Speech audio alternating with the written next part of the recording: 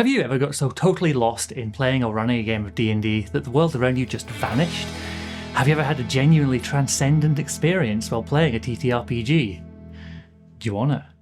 I did, just last week. Me and the 10 players I was DMing for were so wrapped up in the game, none of us noticed at least £50 worth of our delicious leftover curry getting thrown into the bin less than 10 feet away from us. I regret the loss of that awesome curry sorely, but the game session was amazing, so I'm chasing that high again. I'm trying to figure out what needs to be in place to play in and run TTRPGs that take you and your group into that state of flow, where time flies because you're having so much fun, and between you, you create something incredible.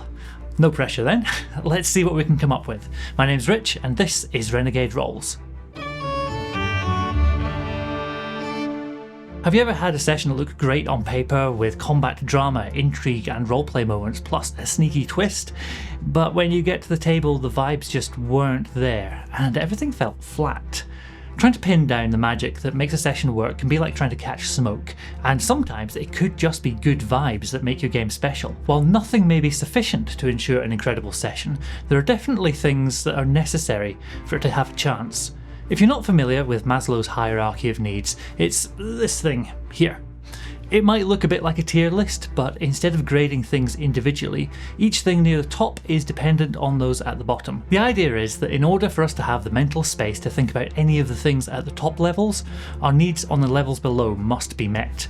We can't focus on playing a game of D&D if we're starving, which is why we bring snacks for everyone. I reckon starting a session, sitting down to play a TTRPG, sits about here on the hierarchy, with a bit of belonging and love from our friends. Can we use our game session to get us to the very top? Well, to do that, we're going to need a sense of belonging, a sense of accomplishment, and then the mysterious, maybe slightly spooky, self-actualization or transcendence. To start with our hierarchy, first I want to think about what we can work on and what we can't. These are our inputs and the emergent outputs. When I was researching this video, my first thought was that fun should be something at the bottom of our hierarchy, something we need to make sure is in place before we think about any other concerns. But actually, I had it backwards. There's no lever you can pull to make fun happen at your table, and trying to introduce it manually is a recipe for awkwardness.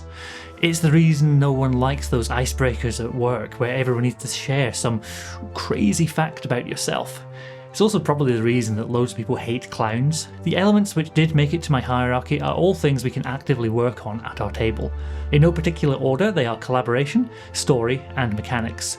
TTRPGs need all of them to come together in order to have the experience that we're hoping for. If it's just collaboration, you're playing or improvising freeform. A story might emerge, but it won't be structured. If it's just story, you're reading a book. I'm very capable of losing myself in a book, but it's not exactly a shared experience. If it's just mechanics, you're playing chess. For me, chess is fun, especially if I win, but there's no in-universe story there. Unless the pawns of every colour unite together and all gang up on the aristocracy.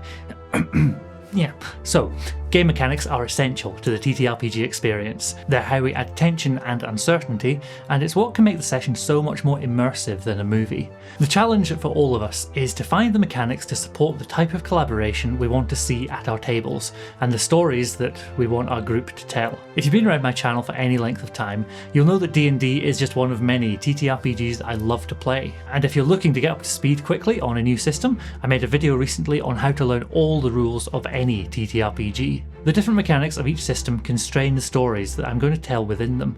I'm unlikely to use something like Merkburg if I want our group to tell a story of heroic heroes saving the day. Likewise, I probably wouldn't use a system like the Dragon Prince Tales of Xadia for a grim, dark hack and slash, although it could be fun to subvert my players' expectations. I reckon that having the right mechanics needs to go at the base of our TTRPG hierarchy. They satisfy that need for accomplishment, which is part of Maslow's hierarchy, and they're the foundation on which we can build. For our next layer, collaboration is something we really can encourage at the table, and there are things we can do to pull levers to make it happen. It comes in two forms. The first is out of character, helping each other out at the table, lending dice, sharing snacks, which hopefully your group are doing anyway. The second is the in-character collaboration, where problems are solved as the group and the characters work together. Some groups do this naturally, but I've run tables where the players have created characters that have been utterly self-absorbed. Yes, they were effective in combat and defeated the baddies, but it felt very mechanical. And at times for me, I was sitting behind the GM screen, wishing that they'd talk to each other more. When I asked them at the end of the session why they weren't communicating, there was a chorus of, well, it's what my character would do. They don't like the other characters, they just get on with the job. I responded to that last one by asking, what have you done to make your character at least a little bit likeable? After these slightly likeable characters have been created, it's important to keep giving your players opportunities to work together.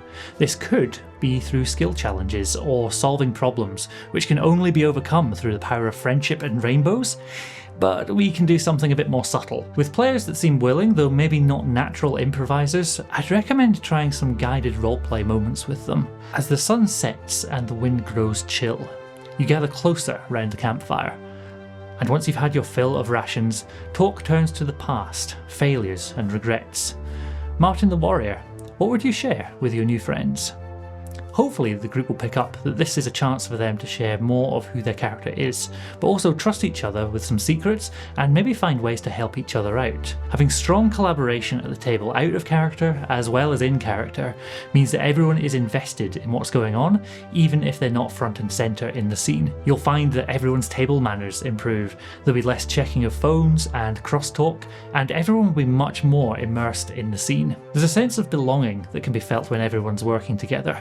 Maslow would be proud of us. This should set us up nicely for the next level of the hierarchy, story. Now the nice thing about thinking about story after you've got mechanics and collaboration under your belt is that your players are likely to be super proactive in helping you. They'll be curious about the world and actively eat up any lore that you might share with them. In the past, I've had to work really hard to get my players to take in some of the core facts that will allow them to understand the twists, the turns, the sudden but inevitable betrayals that happen along the way. These haven't been particularly complex plots, but my players have told me that they've still been blindsided by plot twists that I thought I'd given clues to very clearly. This was before I read the excellent blog post on the Alexandrian site about the rule of 3. I've linked it in the description and I would highly recommend it. The real key to keeping players invested in the story is to remember that the story we're telling at our table isn't about the big baddie. It's about the struggles of the player characters in how they overcome adversity. The big baddie is just there to give them someone to fight against. Keeping the player characters as the stars of the show is the magical ingredient in having a full and undivided attention of your players. With those 3 elements in place, we just need to wait and see what the vibes at the table are like. I've never known a subset of humanity more prone to overthinking things than me and my fellow GMs, but we need to trust in the strong foundations that we've made. If we try and artificially pull any of those levers, we're likely to do more harm than good. Going, hey, have more fun, is clearly not going to work. But if you've done everything else right, there's a chance that you'll get to the very top of the hierarchy and your players will be in that state of creative flow, where they are fully immersed in a feeling of energised focus, full involvement, and enjoyment in the process of the activity. In essence, flow is characterised by the complete absorption in what one does, and the resulting transformation in one's sense of time. Flow is the melting together of action and consciousness, the state of finding balance between a skill and how challenging that task is. This can also be seen as transcendence, though that definition has some language which we wouldn't necessarily expect to come from a TTRPG session. Transcendence refers to the very highest and most inclusive form of holistic levels of human consciousness, behaving and relating as ends rather than means to oneself, to significant others, to human beings in general, to other species, to nature and to the cosmos. I don't think I've ever felt at one with the cosmos when playing a TTRPG, but I have felt a brilliant connection with the others at my table in a way that I only have before when performing music or dancing the Orcadian Strip the Willow at Cayley. For all the Scottish folks, you know how intense those can get. If you manage to lose yourself in running a game on a regular basis, I'd love to hear if you've got any things you do or don't do which help. Also, do your players have as much fun as you do? Are they as immersed or maybe even more so? Do you think you're able to keep up the amazing experiences week after week? Do you know how to get to the end of your campaign? I've got a video which could help you with that, all about how to create a blueprint for your campaign that will keep your players coming back to your table week after week. I'll see you there or at a table near you, rolling an improbable succession of ones. Cheers.